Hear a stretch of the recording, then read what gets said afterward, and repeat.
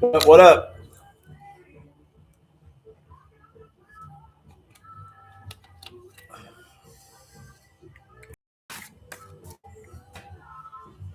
Cracking, everybody.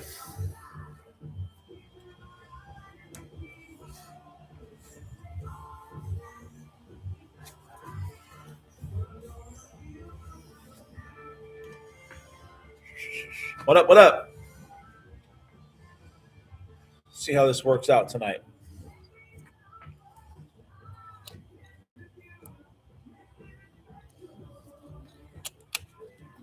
Uh, how's the audio? You guys hear me okay? Jump in the chat.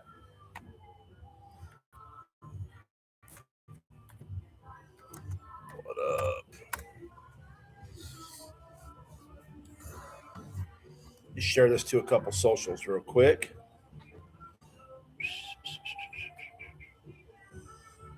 Right on, right on. What up, everybody? I see a few people starting to jump in here. Turn that music down a little bit in the background so I don't get copyright infringement. What up? What up?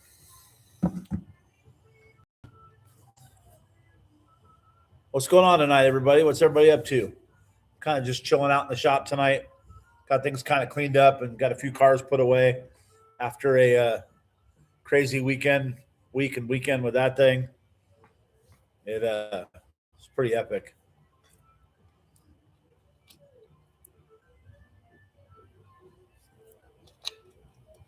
I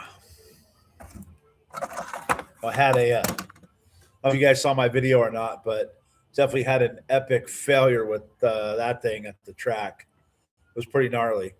Um, and I'm not even really bummed about it. Like, that transmission case literally owes me absolutely nothing. Uh, I put that thing through some serious abuse and a lot of horsepower and a lot of hard pulls for a stock trans case. It's held up pretty well for a stock unit. What else is going on? What are you guys up to? Let me share this real quick. Hang on. You guys hear me okay? How's the audio? Loose. Let's see here.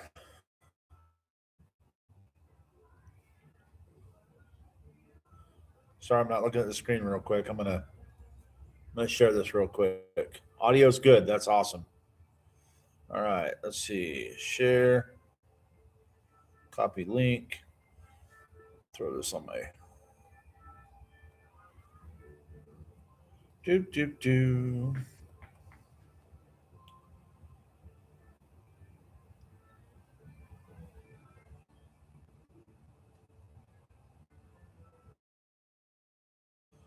All right. Stand by, gentlemen and gentleladies.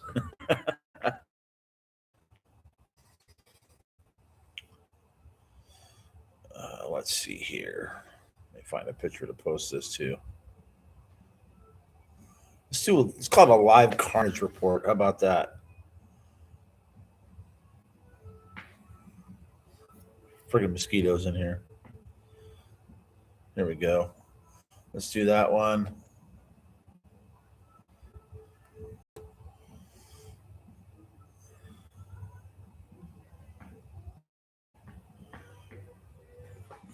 All right, audio's good. That's. Bear with me just here, guys. I'm going to post this up.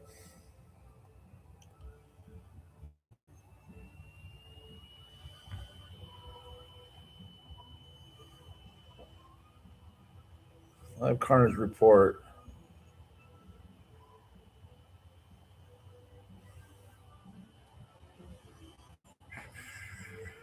$13 in here. Right on. Let me throw the link up real quick.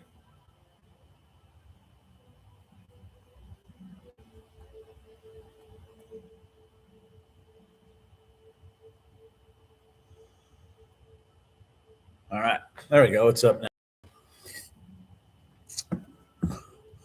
So, yeah, like I said earlier, epic weekend with weekend with that thing.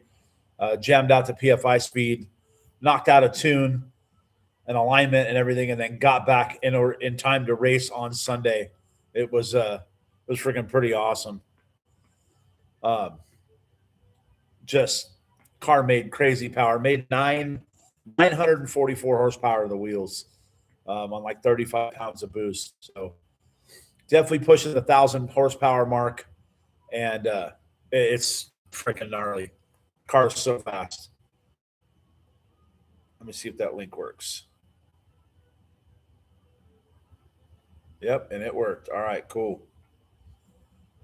So definitely, let's see your question. First question: what's the latest and greatest in the Santa Maria world you guys have been seeing and working on? We just finished our frequent flyers car. He's got he broke the rear clip in that car like 4 times. We fixed it at Glamis. Joe just cut it all out and redid it. Now there's 2 more Tatums in there, exact same cars with the exact same brakes. So it's pretty gnarly. Next week, come on my shop and let's see. Yeah, definitely take a look at that. Get that crank situation fixed in your car. So yeah, that's kind of the latest and greatest right now. 3 Tatums in a row, broken in the same spot. So is it coincidence or design? Probably design and years of abuse on them. But Joe's got a way that he redesigns the back end and crisscrosses the tubes and gets them all squared up. So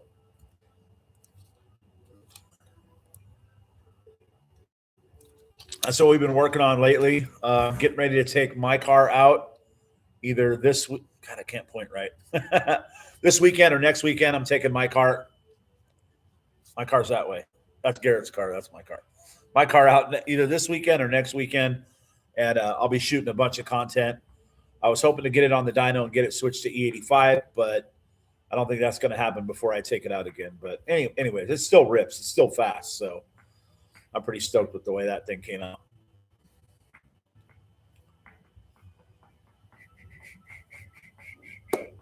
Throw some questions at me, guys. What else is going on?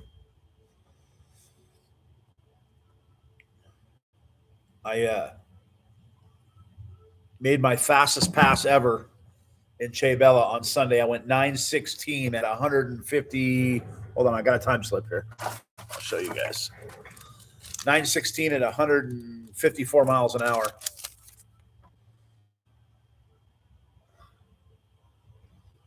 With a 153 60 foot. This car's 60 to 1.3 before like a 139. So had I had a 139 60, that'd have been my 8-second pass for sure.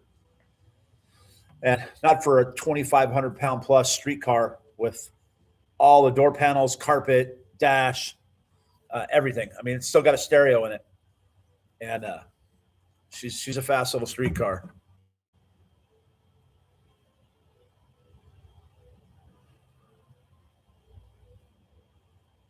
Text messages. Yeah, it ripped. The car is super, super fast. I'm totally stoked with how it came out. Tom helped me get that motor together. That's the motor out of the Golden Terror that I bought. And we put some newer rods and pistons in it that hold a little more power. That originally had Eagle rods in it. So we needed them to do. So I put a set of Crowler Pro billets in it, a set of Traum Outlaw pistons, and she's making some steam.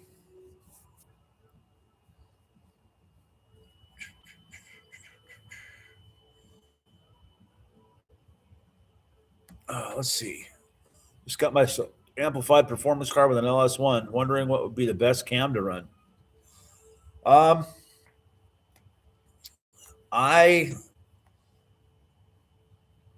Okay, if I come in and chill. Oh, what up, Jared? Yeah, for sure, buddy. Cam wise for that, something mild. The Sloppy Stage 2 is a really good cam for a stock motor. It's got a really good lope to it, and it's cheap. And then you can run some Beehive springs. Or did you say it's an LS2? Or it's an LS1. You can run the Beehive springs. I'll have a really nice sound to it. Okay, I'll come in and chill. Right on. What up, Jared? How's it going, bro? Almost had it, dude. Almost had my 8-second pass. I was so close. And then that stock transmission is the case cracked along the edge of the counter shaft or the pinion, and the gear sets start to separate. And once that happens, things get real bad real fast. So that transmission was also still a 5-speed. It did not have a handcuff in it for fifth. So that was my driver trans. I do have a bunch of parts on the way. I'm looking at a billet bell housing and a billet transfer case right now, but I have a replacement bell housing and another gear set on the way so I can stay synchro.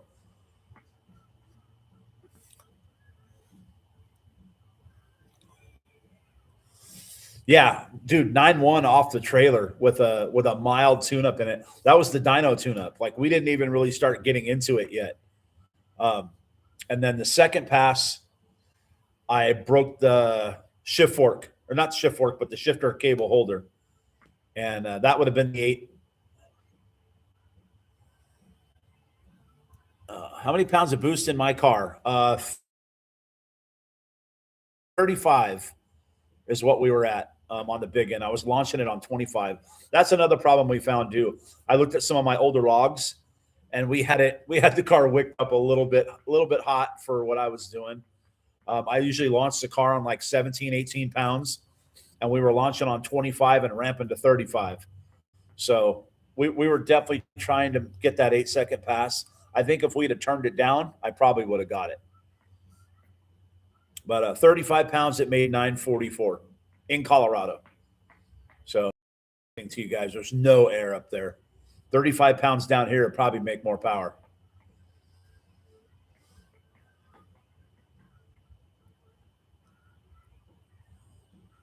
Yeah, it for sure. It's more than likely next outing.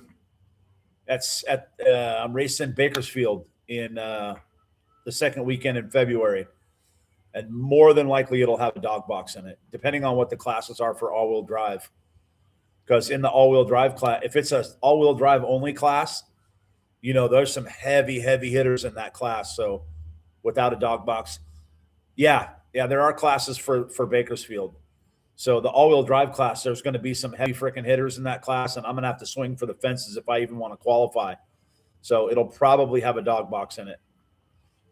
If they let me race in the regular class, then I'll keep the synchro trans in it. But I've got 2 now. I've got synchro gears coming, and I have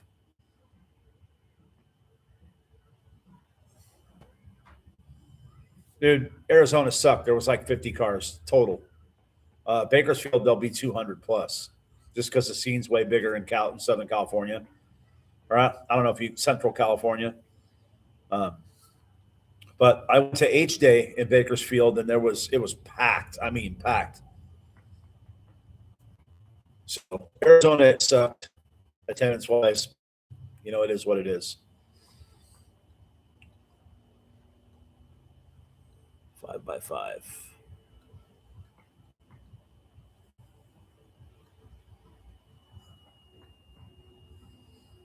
Yeah, that's was this weekend. It was the test and tune. IFO classes. Looks like I'm going to be able to machine down the counter shaft, the pinion shaft for an all-wheel drive transmission, and I get the dog box gears on it. So I'll have 2 boxes. I'll have the synchro box and then a dog. And I'll probably end up selling both of those and put a bell housing and a PG. But you know how much that stuff costs, dude. It's going to be a while. So to give you guys some context, some of you guys don't know what I'm talking about. The gear set that I need for that car is $12,000 just for the gear set. And then you have $3,000 in a billet bell housing, stock back half, and then another probably $1,500 to $1,800 in a billet transfer case. So it's super, super expensive to campaign an all-wheel drive Honda. If I went K series, it'd be a lot cheaper, but I'm kind of staying true to my B series roots. So plus I had so much B series stuff left over from my shop and my race car. So, it is what it is. Yeah. And the transfer gear. Yeah. It's super expensive. The reason that transfer, the hypoid gear, is so expensive is that it's only made for that. It's one specific gear for a specific, it's not like they're making 10,000 of them at a time. They're making like 100 of them at a time. So they're super expensive. As for sport class, I talked to Jamie and those guys, and it looks like they're not going to come up with the rule. They're having a discussion this weekend about the rules and such. So, yeah, almost like a one-off. They're talking about the rules this weekend and what they're going to do with the sport class. I have a pretty good feeling that it's going to go to a 9.0 index. If it does go to 9.0 index, I'm probably going to go dog and leave it and racing the pro class. So it might be me and you lining up next to each other. And I get it, right? Like, what do you do with guys like me that go 9.0 off the trailer, or, Chance from Colorado that went 9.0 off the trailer, on a warm-up pass with guys that are struggling to run 950 in the sport class. So I understand it. My car, Chance's car, Javi's car, Rafa's car has gone 8. So I totally get it. Oh, I'm sure you'll get something together this season, buddy. So it's hard. It's hard for the guys to set up the rules for that, because we're all-wheel drive and we're racing front-wheel drive cars. So there is a bit of a, but dude, I've gone from the slowest car in that class to almost the fastest car in that class. So I'm pretty stoked on that. Oh, your turbo too? Damn it. 28th to the 1st. Yeah, I might be out there.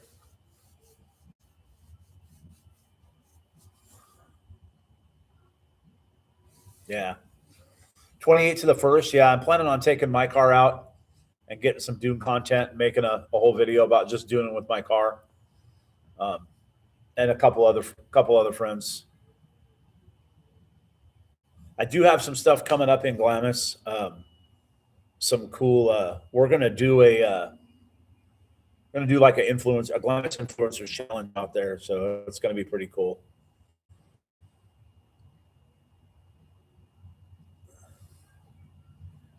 Yep, that's a badass turbo. Big Sandcraft event. Oh, cool. And then I'll be out there for Old School Roundup, trying to put something together. One of my neighbors down the street has an old buggy in his backyard, and I'm going to try to buy it, revamp it, put it together, get it running, and get it out to Old School Roundup, and then give it away to a fan. So I think that would be pretty cool. We'll do a quick little sand car giveaway.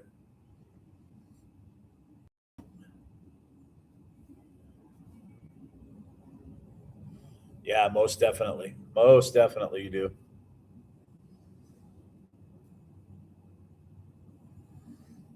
What else, guys? What else you guys got going on? What kind of questions you got for me? I know I just put a video up yesterday, but if you guys want to see a really good video about my Honda, go check out PFI's new video. They did a whole video about me going out there and tuning and racing. So it's really good. Brent did a great job on the edit. It came out bitching.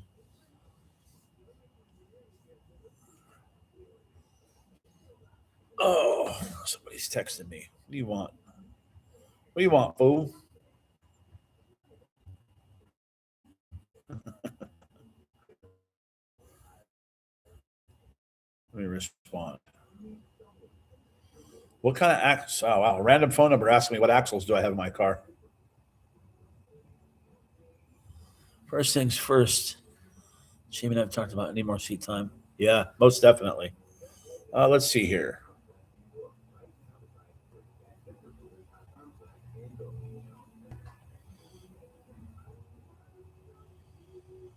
What axles do I have in my car? I got them from CarTech. They're 300M hardened CarTech axles. Everything else in the back of my car is all Gear One.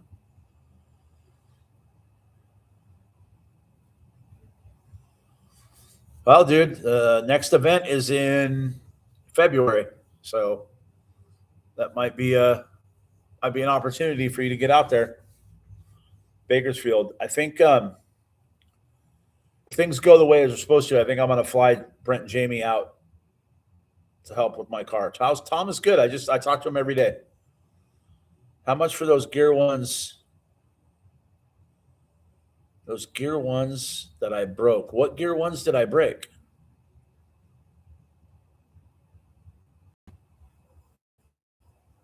How much is it for those gear ones that you broke? I don't think I've ever broken any gear one stuff on my car, bud.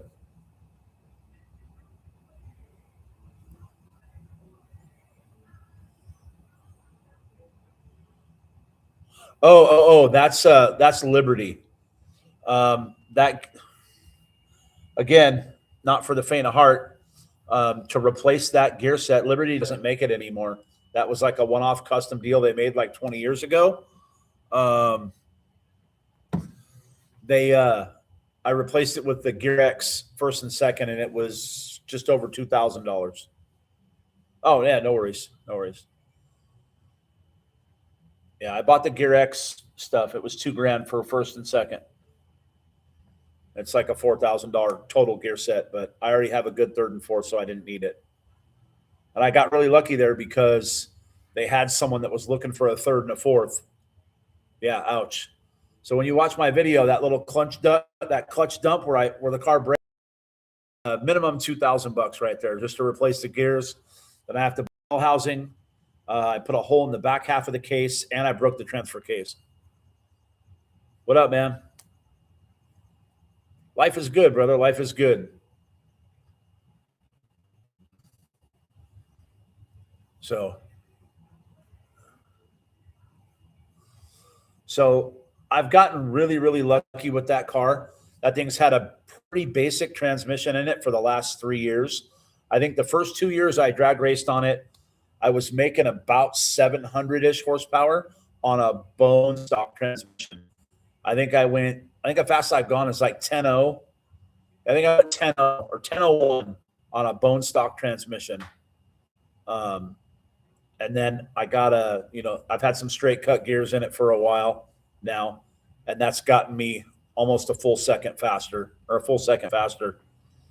And now it's time to step up to the plate again. We're starting to get my car into the power level where we're really learning what stopped by the shop last weekend, but you weren't there. Yeah, buddy, I was drag racing. I'm really starting to get to the power level where we're starting to learn what the stock parts can handle and what they can't. Yeah, Jared, it's no joke. That transfer case that's in. So I've had a couple transmissions in the car, but the transfer case that was in that car has probably 100 passes on it.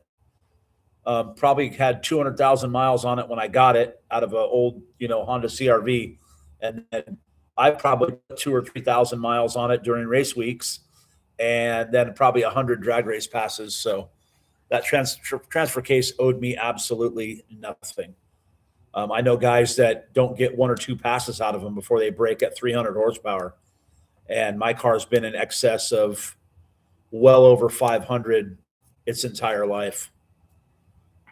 Now we're pushing up into that 1,000 horsepower range. Yeah, definitely didn't owe me anything. It broke and I laughed. And it broke in half and all the fluid came out of it right at the starting line. And my catch pan caught every single drop. I didn't leak one drop of oil on the track. Just goes to show. I mean, we literally pushed my car back and they looked, didn't see anything. They continued drag racing. Threw the mop down real quick just to make sure. And I was totally stoked. I'll be back in Glamis probably this weekend. I think I'm going to take my car out dooning. How often do you guys see issues and breaks with 2D transmissions behind LSs? I'm wondering how hot I can beat on mine. Dude, honestly, it depends on your tire size and how heavy your right foot is and clutching.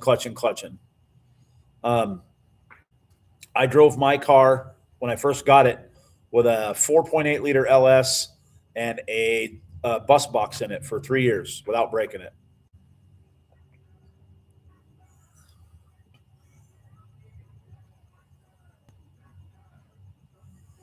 Yeah, that catch pan that's under my car, dude. Whitfield made it. Shout out to Jason Whitfield, old really, really mine. Shout out to Whitfield Racing. Hooked me up with my catch pan, fits under my car perfectly, and catches everything.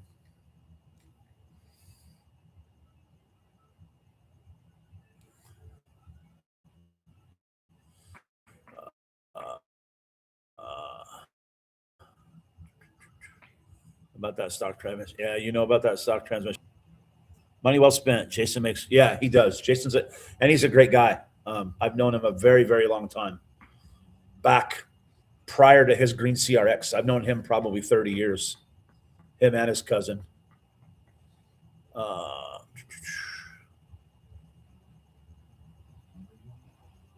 nice. That's awesome, Jared.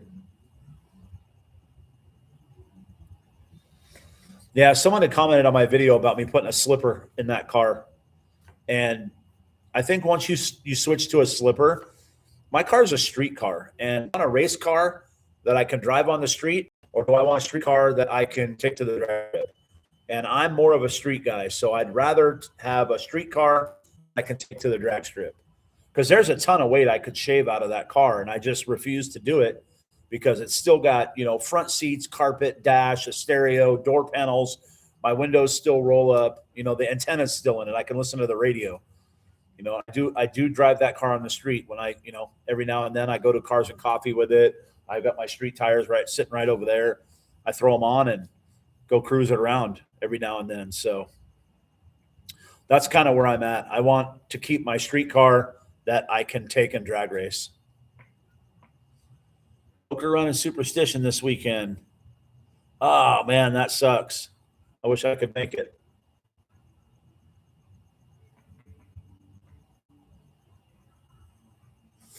Yeah, I didn't. That's when it broke. I didn't know, but the stereo was turned up. The music was on while I was racing.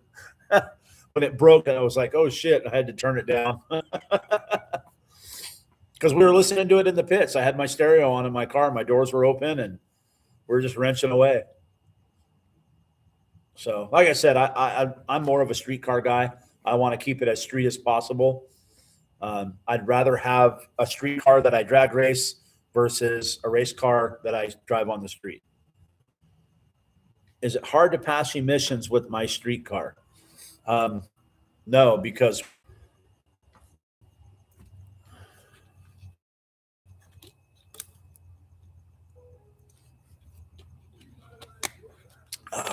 so no, not hard to pass at all.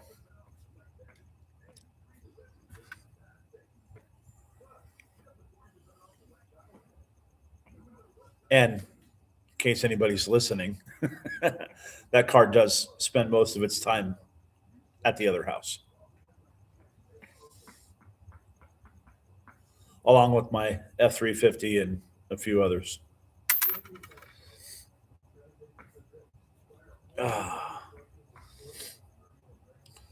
So, yep, Sandcar's all ready to go to the dyno. I want to switch it to E, and it should be. Is this the weekend? The first weekend you're talking about? Limo out since rebuild. I have had it out once before when Cletus and the boys came out. Cruised it around a little bit, but about 30 to 35% more on E, but it'll net probably 100 to 150 more horsepower to one compression, and it needs something other than pump gas is what we tuned it on. So, but yeah, I took it out when Cletus and them came out in October, and so it'll be the first weekend that I take it out and really, really doing it. I mean, we went to China Wall and stuff, which is pretty far out, but I'll take it out,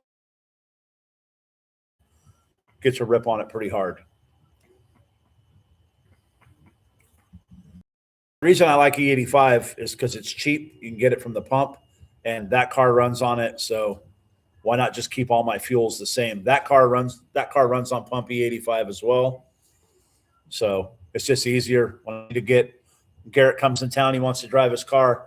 It's just easier for me to grab a 55-gallon drum of pump E and off she goes. That thing made stupid power too on the new motor. It made I want to say 840 or 850 to the tire and about 800 foot-pounds of torque. It's crazy. Which way do I look? Oh, there you go. You guys can see Garrett's car.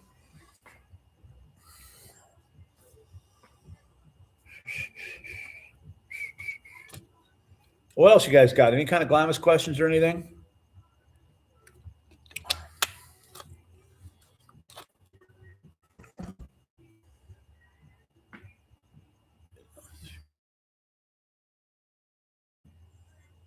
You can move your mechanical pump. Oh, you can move it.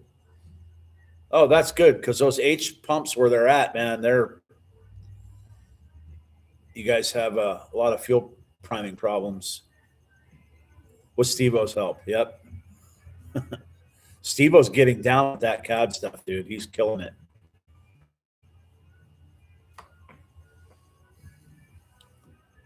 Pump to block direct. That's awesome. What's going to drive it?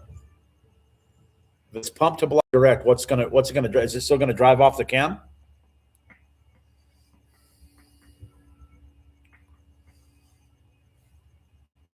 Hang on, I'm going to grab my dyno sheet real quick.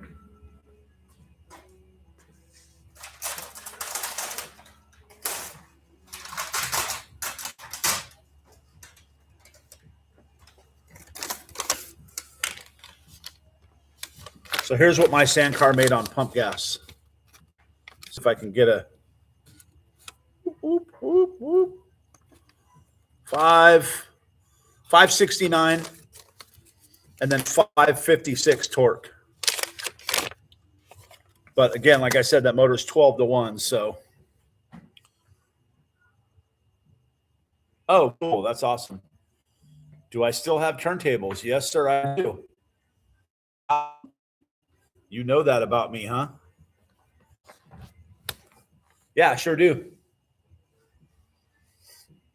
Still have all my equipment. Some of you guys may or may not know this that are part of my YouTube fans is that I was a hip hop and top 40 DJ for close to 30, well, basically my whole life.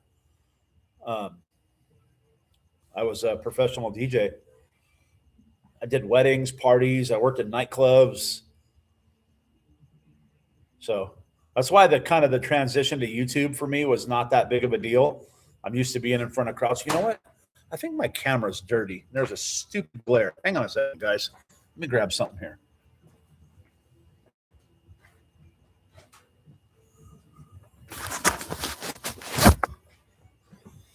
It's no better. Whatever. I think it's the glare off the lights. Who was that asked me that? Something Colorado.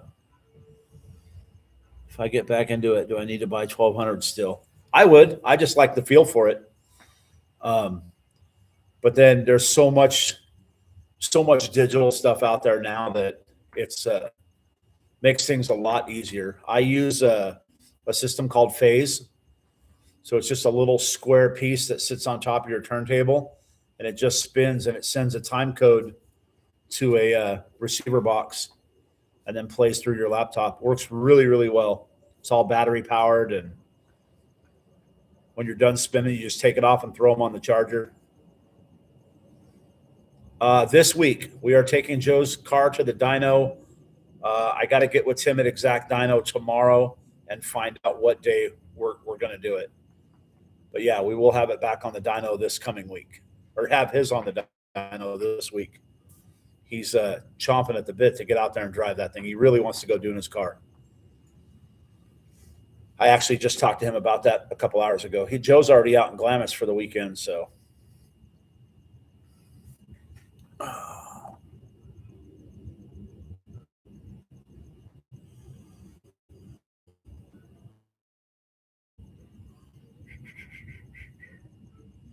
See if I can find my pass.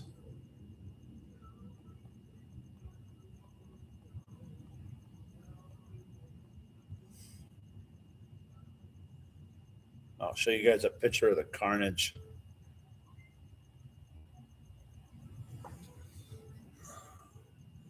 There you go.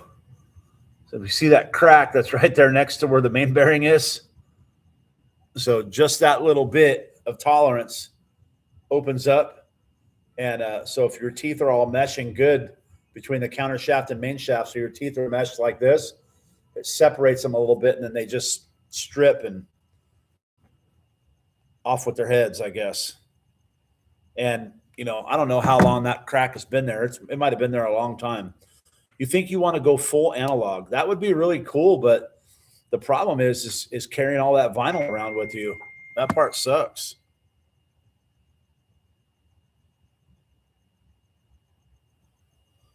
Six-year-old nephews. Nice. That's dope. Right on, Anthony. What's up with Weto's car? It's out there in Glamis, man. He's been cruising. Um, he and first weekend out, he lost the motor. His motor locked up on him, so he took it over to his engine builder, and they mad rushed it, put it all back together.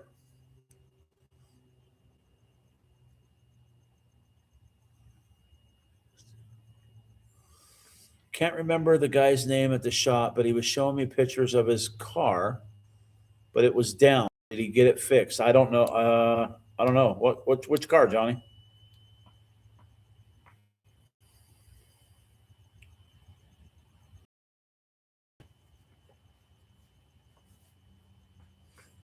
Me to finish something. It's done. My slate right wire Mexican guys that works at the shop. That's Weto's car, the white car. Yeah, it's good to go. It's all fixed. Wiring wise, I am done. I don't have any cars on the schedule right now, which is great. It's a great relief because it was busy. Everything's done. So it feels good for me to be caught up. Joe just took in a couple more cars. And then I do have one car to wire coming up. Haltech 2500 for J35. My thoughts.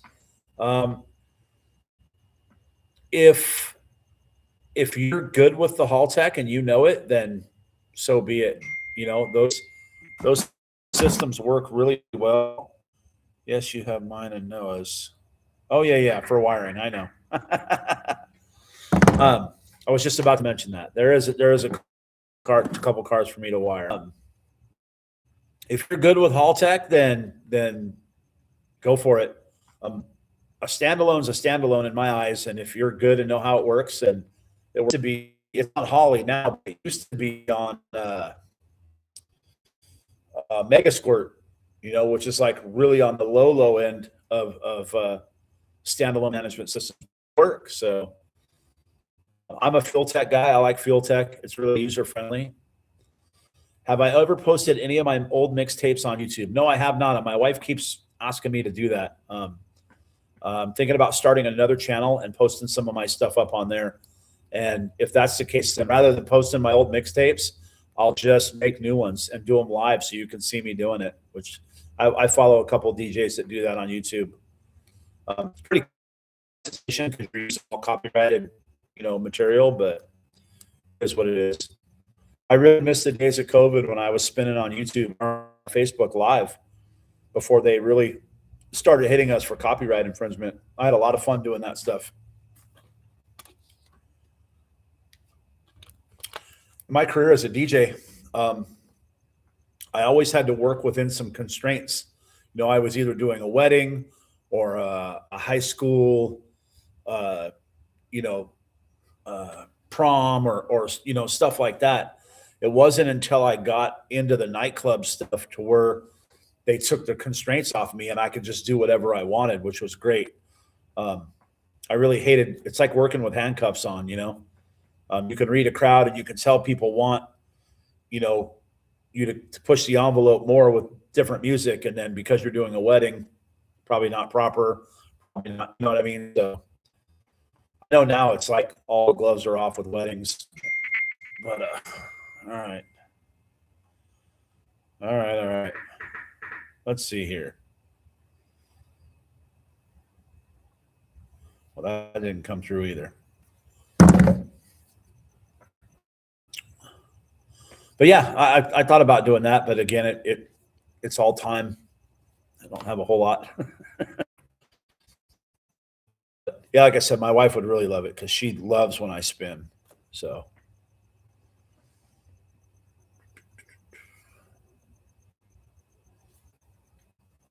what else, guys? What else you got? It's been about 40 minutes. I'm probably going to go about an hour tonight.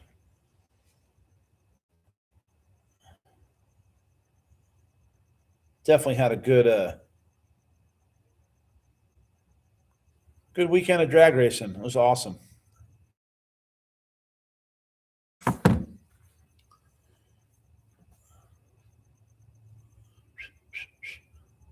Uh-oh. Did it freeze? Let me see. Wow. I think it froze up. You guys still hear me okay? Let's see where we're at.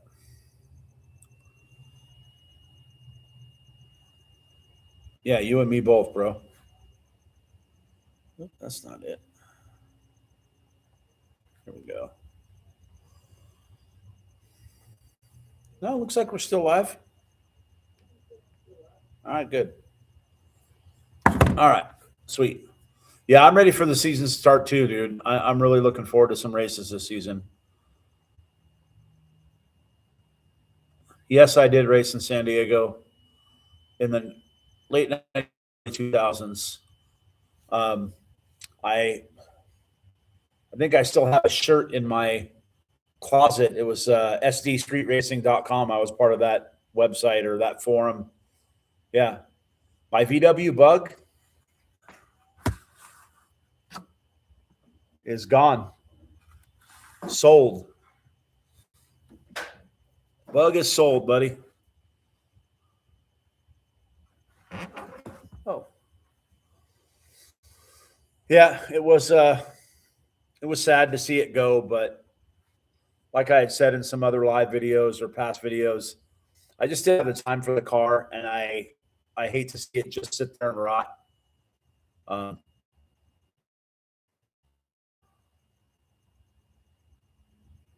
well, that the dude with the S10 from San Diego. I remember it.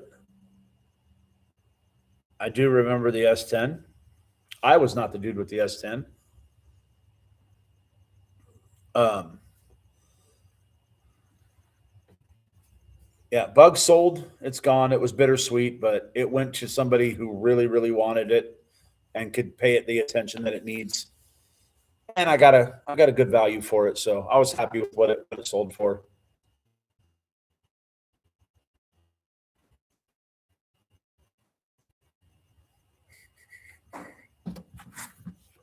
More text.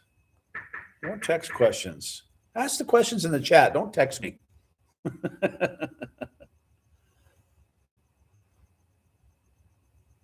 Oh, that's sick.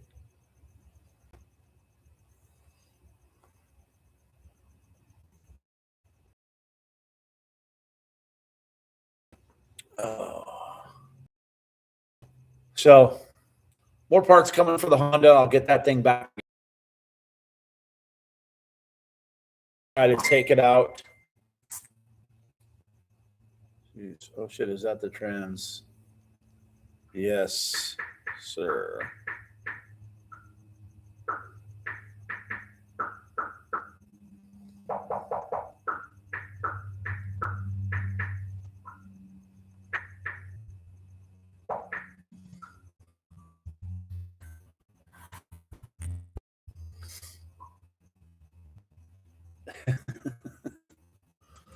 Sorry, guys. Someone's asking me about my trans.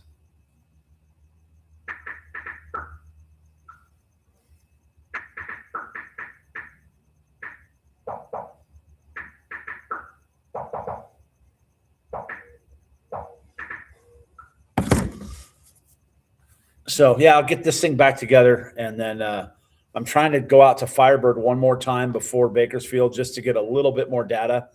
I only got one full pass on the car, and street tacos for sure. I only got one full pass on the car, so we had a limited amount of data to work with, but I think we're definitely in the right direction. Um, I think we just needed to turn it down a little bit more, get my 60 foot better, because I was blowing the tires off of the thing leaving. And then it got a little bit later in the afternoon, and the track prep just got the best of me. It was really sticky, and I heard way down. The track was still, as slippery as it was, and unfortunately it wasn't. So it is what it is. Stuff happens. Are the outer cases on B series non-all-wheel drive and front-wheel drive the same? No, they're not. They are very different. They've got a whole nother side that goes off to the side for where the transfer case goes in, and it's deeper in the ring and pinion area because there's two ring gears. So you have your differential, your regular ring gear, and then there's a ring gear underneath that ring gear that spins the transfer case. So I'm working on getting a billet one right now. I like I said, I have a gear set coming, and then I bought another. Oh yeah, I bought another bell housing. What up, Grandpa? I see you're watching, brother. I bought another bell housing to replace the cracked one, so that way I'll still have a spare.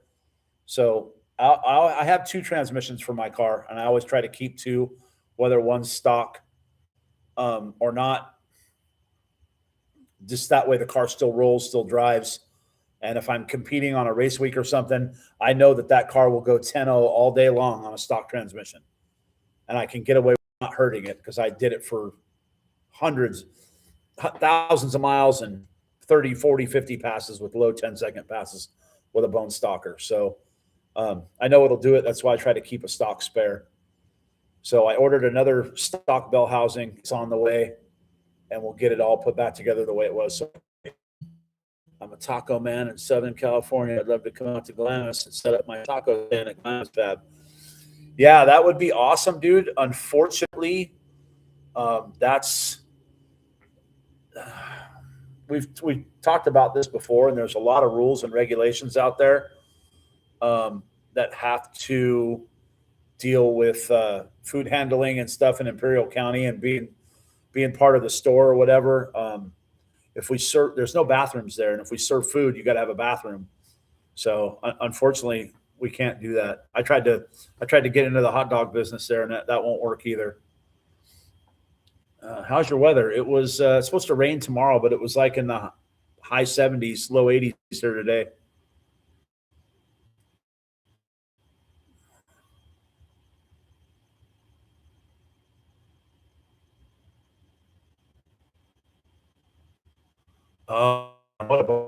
Yeah, you've squandered that one. We can't do food stuff out there, unfortunately. And there's other vendors there that serve food. So we're kind of stepping on their toes if we did it, and we'd hate to do that. So unfortunately, us doing food there is a no-go. Now, if we had a private party and we had you come and do tacos for our private party, then that's another thing. It's something totally different. As long as it was during the hours where we weren't open to the public, we could probably work something out. So shoot me a PM and give me your information on Instagram. It's here. I'll throw it in the chat.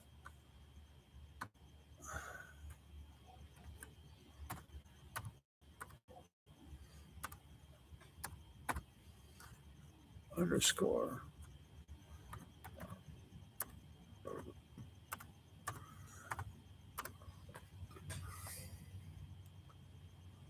Am I doing anything with Old School Roundup? Yeah, I'm going. I'm pretty sure I'm going. It's not the same weekend. Yeah, that would be, dude. We're always down for food, bro. That would be awesome. Old School Roundup. I was mentioning it earlier in the video. There's a dude in my neighborhood that's got an old sandrail in his backyard, and I think I'm going to try to buy it, get it running, take it to Old School Roundup, and then give it to a fan.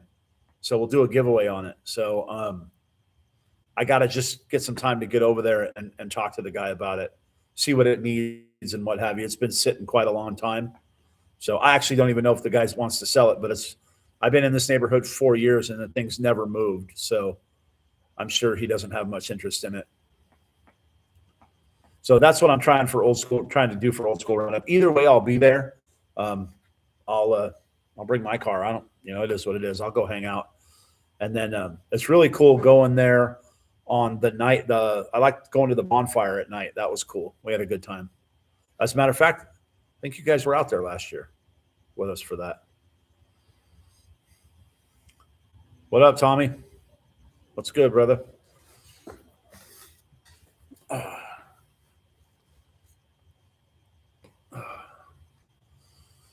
But yeah, I'd be stoked, dude. Next time you guys are out there, come by and bring us some food.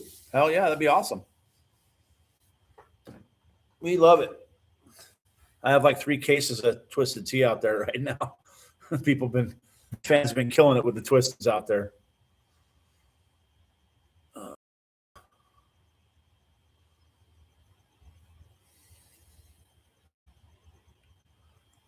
see what else. Yeah, cooking it for us would be awesome. Yeah, that would be freaking totally cool. We are thinking about having a customer appreciation day. So like I said, grab my Instagram off of here, out of the chat over there, or wherever it is, and hit me up. We can talk about rate or something. If we have a customer appreciation thing where it's a private deal, then we can do food. That would be awesome. But yeah, you can come cook for us. That'd be awesome. We'd love it. I like food. So if you can't tell.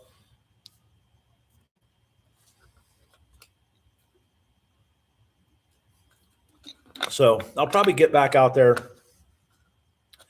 probably next weekend. I got a few things working with a new toy hauler, so probably picking up a new trailer and then getting rid of my toy hauler that's out. Put a small travel trailer out there for the shop because that's all I really need when I'm working. And when I try to go out there and go dooning, it's really hard for me to get away from the shop. Like when all my friends were ready to leave and go dooning, it's like customers come in and are like, hey, can you help us? And I hate saying no to people, And honestly, guys, it's not about money or anything. It's just when people show up at the shop and they're broken, I really want to see them go out and have fun. And I miss out on a lot of good dune rides because of that. So if I just get a small travel trailer and leave it at the shop for me to stay in when I'm working, then if I bring my sand car out to go dooning, I can camp away from the shop. And that way I can just hang out with my friends out in the washes or at Gecko or whatever, and I can go dune and have a good time, have a good weekend instead of being stuck around. And don't get me wrong, I love being at the shop. It's just my dooning time has gone way, way down since I've been over at the shop, and I do have time to do both. It's just, like I said, I hate saying no to people when they come into the shop broken. It's just, it never fails. It's like, as soon as I get in the car, I'm getting ready to pull away. Someone's like, hey, I have an electrical issue. Can you look at it? And I'm like, I'm literally driving out to go on a dune ride and they're stuck. And I'm like, dude, I know what it's like to be in that situation. So I never want to leave anybody stuck like that. So I always stop and get out of the car. When I'm out dooning, then not a big deal. It's just hard for me to say no,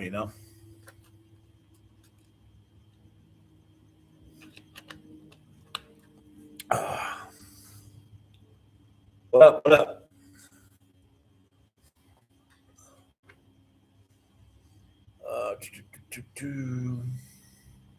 Oh, I had another text question. Someone texted me. Hold on a minute.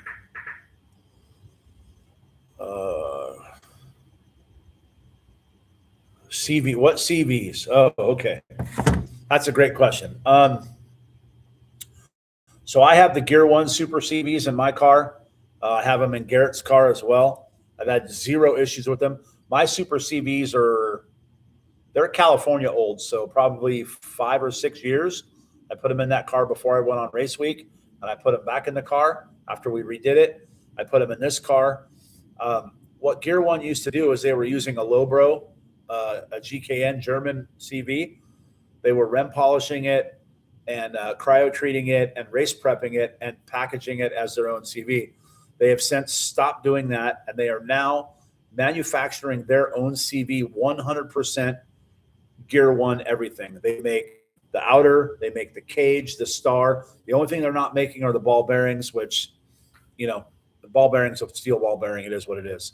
But the rest of it is all 100% Gear One. The 934s, like what's on Garrett's car, are currently in production, and they are working on the 930s as we speak. If you have an opportunity, if you're looking for CVs, get the Gear One Super CVs. They are the best thing on the market. They handle the abuse, and literally years of tuning on my car, and not 1 inch, not one scratch, nothing, no signs of wear whatsoever. Definitely Gear One for the win. If you can wait for them, you know what I mean? Even myself, they were so busy over the summer. I understand how business works, and when they're busy, they can't stop what they're doing to help their buddies. So I had to go a different route for my axles. I still had them make me my axles, so I still have Gear One axles for my car coming. As soon as they're done, I'll have spares. Their steering rack in your RZR. Oh, that's cool. Yeah, they made that thing from scratch, dude. It's pretty badass. It's a really nice unit. Their R&D and so much stuff. They're making gears for the RZR transmissions. I think they were working on them last summer. I think they're going to try to make a whole RZR box, which would be awesome to have all aftermarket gears in there. I wish I could convince them to make Honda stuff for my car. The problem is the market's just not there. When they can make 3,000 CVs or make 200 gear sets for that, it's just not worth it for them to make it. So, but when they make stuff for a broader market, I get it. So they're actually working on some stuff for me right now to get my dog gears out. We're going to do it.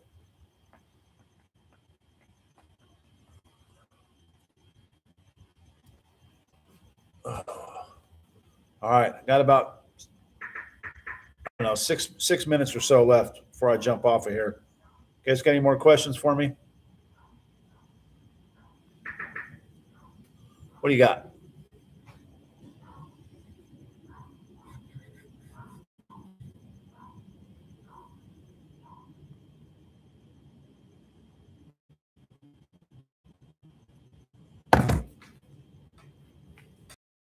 Oh, it might help if I push the down button here too.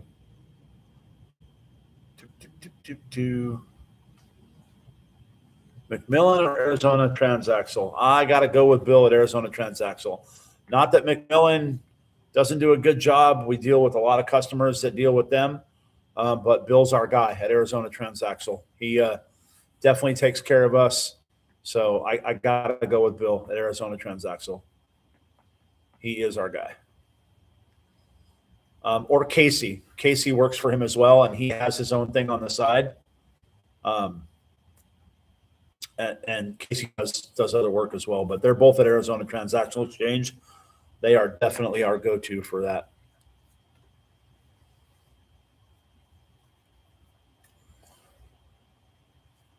All right. Almost time to jump off here, guys.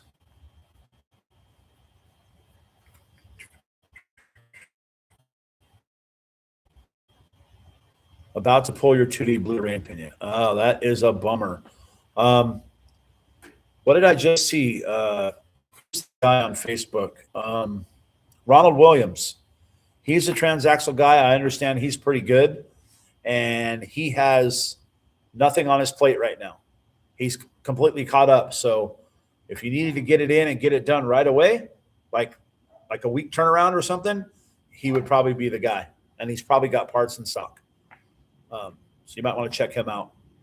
If not, Bill at Arizona Transaxle that's who I would go to, regardless of, time-wise. But if you need to get it done quick and you want to enjoy the season, he might be the guy. Ooh, the ring opinion. That is not cheap. Ring and pinion, the Weddle ring and pinion for a 2D is shit. The last time I had to buy one was it was like, I want to say it was close to 1,200, 1,500 bucks.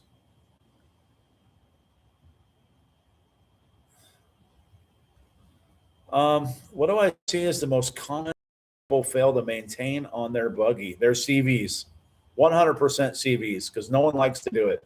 It's a dirty, shitty, greasy job, and we're up there. Fail to maintain stuff is definitely CVs. We get so many cars that come into the shop and they're like, hey, my axles are banging back and forth. They're making a bunch of noise. And I'm like, yeah, because there's no grease in there. And, oh, you're supposed to maintain those? Yeah, every season, dude. Every season. I actually go through my seasons more than once a season, like twice a season. I at least pull the boots and inspect them, about halfway through when I'm consistently tuning, just to make sure the grease is still there. It hasn't melted out or flung anywhere, or, and that's the car, and wipe it all down and make it look good. That boot's probably empty. So when you fling it out, it's not in there. You might want to fill it back up, and then figure out why it's flinging out. So usually, if your clamp's tight around the outer, or however you have it attached to your outer boot, it flings out of the inner, or the inner clamp. It'll fling out of the outer, and that's when the CV boot itself looks fine, but it's actually worn out where it goes around the axle. Grease will start to push its way out of there when it's not tight around the axle anymore. And a lot of people go, oh, well, we'll just put a tie wrap on it, and they clamp that side. What you don't understand is, like, CV axle on a sand car plunges both sides, and it moves a lot. First and foremost, it limits plunge. Second of all, it moves the boot back and forth all the time, and it'll eventually crack and rip your boots. So don't ever clamp the inner or the outer portion of your CV boot. You told me to reach out when January came around about my Baja Bug J35 cutting out at 5K. How slammed are you at the moment? Thanks in advance. I can get you in right now. So hit me up on Instagram or however you hit me up before. You can bring it by, and I've got time. I can look at it for you. No problem. Where are you located? Are you here in Arizona or are you in Cali?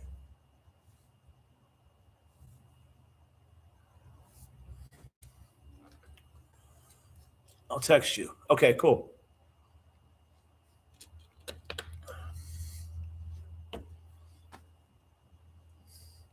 And I don't. Oh, you're in Queen Creek. Oh, perfect. No worries. And I don't not have things going on because people aren't hitting me up for work. It's by choice. I've turned down a ton of work to try to slow things down a little bit, so I can have some time to enjoy my car up there and over here, and spend some more time with my family in the during the season. This summer was super busy for me, so I was gone a lot. Let's see. Hey, buddy, curious. I don't know if it's came up, but you're always at Glamis. Do you know what's going on with Biff's compound? Yeah, that's been a question that a lot of people have asked me. My original answer was, I don't know. I don't know what's going on with it. But I have found out some information. It's public at this point, so I don't think anybody's going to have trouble with me talking about it. Biffle did not own the property. He just leased it from Polaris. He actually leased it from Mama Jeannie, who owns the store. And then when her father sold the property, he leased it from Mama Jeannie's dad before he died. When he passed away, she took over, but he had already signed a deal with Polaris to sell. So as the executor of the estate sold the property to Polaris. And by the property, I mean all of the property there. So it's from the Glamis Beach store or our shop, actually from the railroad tracks.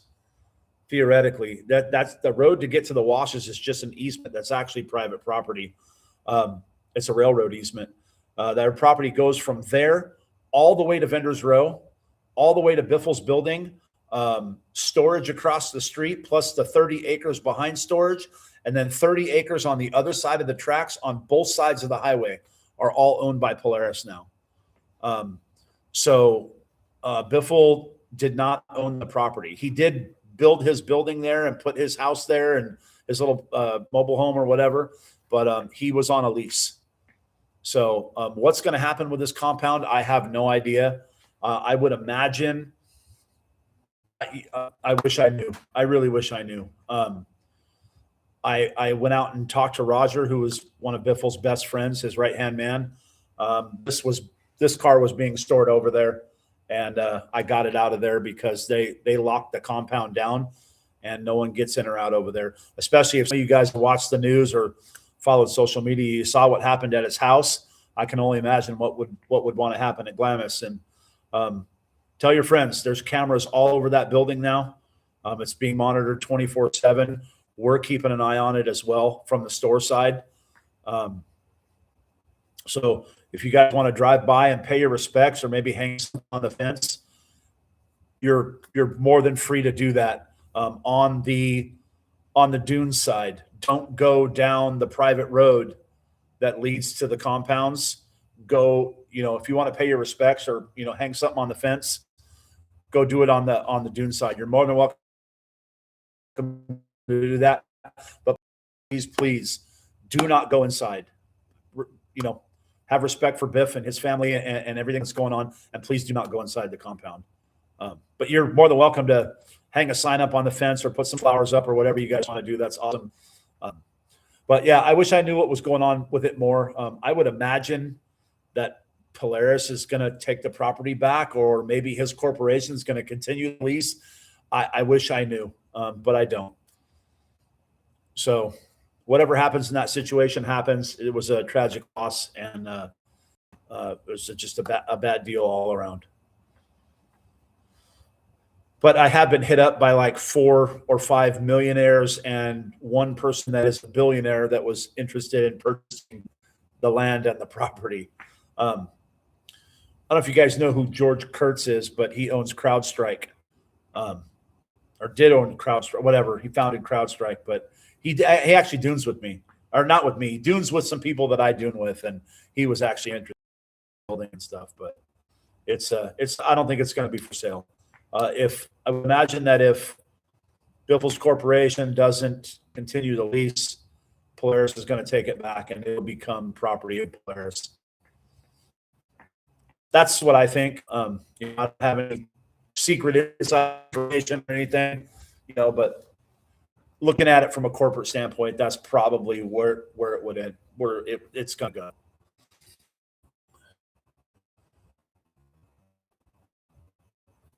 Yeah, no worries, man. Yeah, and if you guys saw any of the social media, it actually looks like a woman that was the one that broke into his house. She had like a Hollister beanie on, and she had some thin eyebrows. Like, it looked like it was a chick. So, and whoever did it, I would imagine, had to know where all that stuff was at. So, I think they anticipated that even more for Glamis, which is why I was out there 2 or 3 weeks ago, whenever it was, and when I went and got this car out of there, and they were there getting stuff out and locking that place down hard.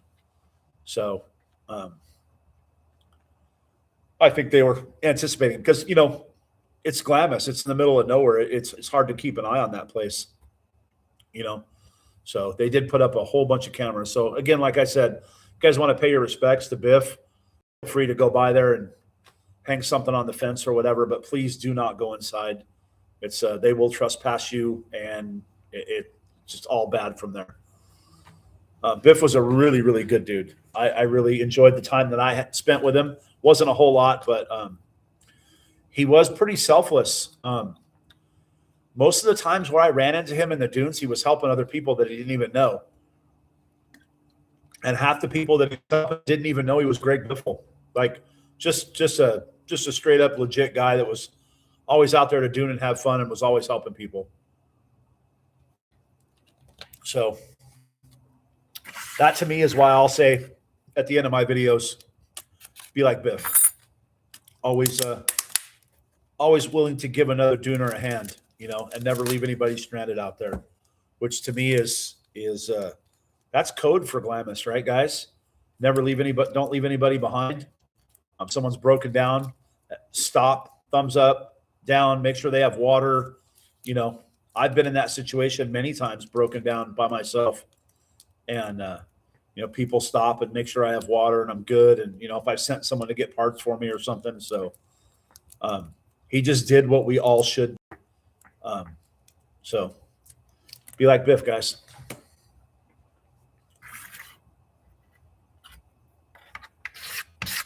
So we did have a guys trip planned in February, sometime in February, for Cleet and the boys to come back out. I don't know if that's going to happen again. I haven't talked to Garrett in a couple weeks, but I don't know. We'll see. I definitely like to see him out there and go hang out with him again, but I guess it's up to them. That was a question I had in text. Was when's Cletus coming back to Glamis? I don't know. He usually calls me a week or two ahead of time. Hey, get my car ready. Or can you get my car ready? He doesn't. Can you get? So, one or two more questions, guys, and then I got a jet. It's after 7 here. What else you got?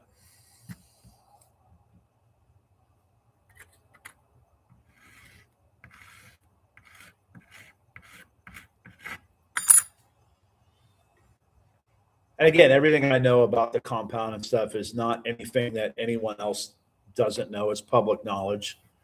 I really would love to make it my own. That would be rad, but I don't think that happened. Is the trans back together? Are you still making it to Bakersfield? It will be back together, yes. I have parts on the tomorrow. I got a new main shaft with a first and second, and I will make it to Bakersfield for sure. Yep. And now whether I have that synchro trans in there or a dog box depends on the rules for all-wheel drive for IFO. If they're letting me race with the front-wheel drive guys, then I'll leave the synchro trans in it. If it's an all-wheel drive only class, then there's, in the all-wheel drive class, there is some freaking heavy hitters out there. So I will definitely need to have a dog box in the car. And I think at my horsepower level with a dog box, I will run out of cage cert. My cage is only certed to 850, and I think I'll get there. I'm only half second away from it now with a mild tune-up and a synchro trans. So I think there's a half a second in the transmission and the and giving it the real beans. Have we ran Joe's rail? Not yet. It's going to the dyno, and then if it makes it to the dyno this week, Joe will have it out there next week. So he is chomping at the bit to go doing it in his car. He really wants to go ripping in it. So next week will be the week for his car. You know how it goes, when you're the owner of a shop, like your car's always the last one to get worked on. So he doesn't really put a whole lot of emphasis on his own car when there's tons of customer stuff going on. So you guys got to remember, during the season, Joe is in Glamis Thursday, Friday, Saturday.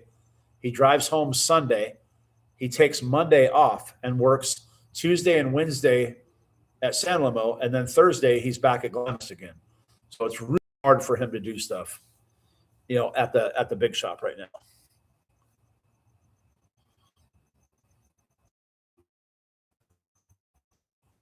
Oh, thank you, man. I appreciate that. What are my Funko sand cars? They're great. They're good cars. They're great for tuning. They're good tuning cars. They ride good. What more can you say about an airbag car? It's going to ride really well. They are kind of, I don't know about the newer Funkos. I know like the Gen 6 ones or whatever. We've worked on a couple of those at the shop. But the older Funkos, they're not really a long travel car. They're more of a mid-travel car. You're not seeing, 18 or 22 inches of travel out of those cars. Maybe maybe 12 and 14, I think, is all those cars had. Don't quote me because I'm not 100% sure. I have driven a couple Funkos. They're really nice cars to drive. I'm not about the airbag stuff. It seems a little wavy to me, but I have airbags on my Chevelle, not on my sand car. But they do ride really well. And then from what I understand, they're good tuning cars. I haven't driven a Gen 6 or Gen 5, one of the new whiz-bang ones, but I've driven every model all the way up to a Gen 4. And with every power plant from a turbo Volkswagen all the way up to a twin turbo LS. So from probably 200 horsepower up to like 1,300 horsepower. What I do like about the Funko cars is that the 200 horsepower car had the same driving characteristics as the 1,200 horsepower car. It felt like the same car, just with more power. It didn't. The added power didn't upset the chassis at all. That was one thing I really liked about the Funkos. There are a lot of cars out there where you start throwing big power at them, it upsets the chassis, things twist, and you don't feel stable. But that is one thing I do like about Funko. The downside to Funkos is their rear clip bar is thin, and that's where the airbag mount kind of drops down onto it, and we see a lot of them rip off the chassis. We've probably welded 100 of those airbag mounts back on. So for a while there, we were cutting where it would rip out of the main tube. We'd cut a square out of the top of the main tube and then TIG weld a piece in the square and then put a piece of 4130, inch and a half, cut in half over the top of that, and then TIG weld that. So like really reinforce that area so it doesn't rip off anymore. The problem is getting in there and welding that, it just destroys the paint and makes the car look like crap. So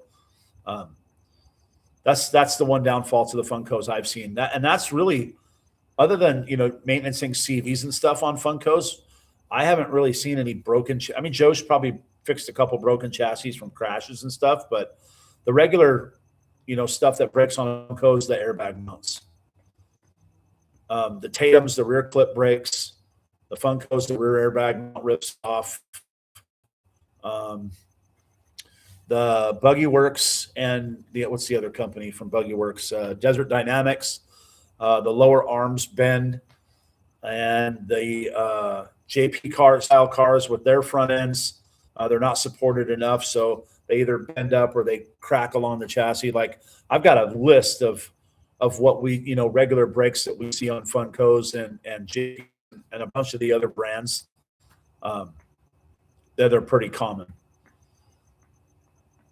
So, guys, I think I'm going to wrap it up. If no one else has any more questions for me, we're down to 13 viewers. So we'll go ahead and jump off here and get the rest of my night back and go hang out and watch some YouTube videos.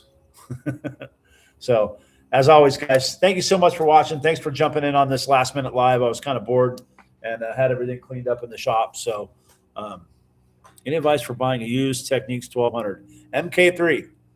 Buy an MK3, not an MK2. That's what I have, and I love them. Anyways, guys, thank you so much for watching. As always, don't forget to like, comment, subscribe videos. Click the subscribe button. We're trying to get to 100,000 subscribers this season, and I know it's going to be a long road ahead, but I just feel it in my bones that we can get there. So, like I said, thanks for watching, guys. Be like Biff, and we will see you guys out at Glamis Fab.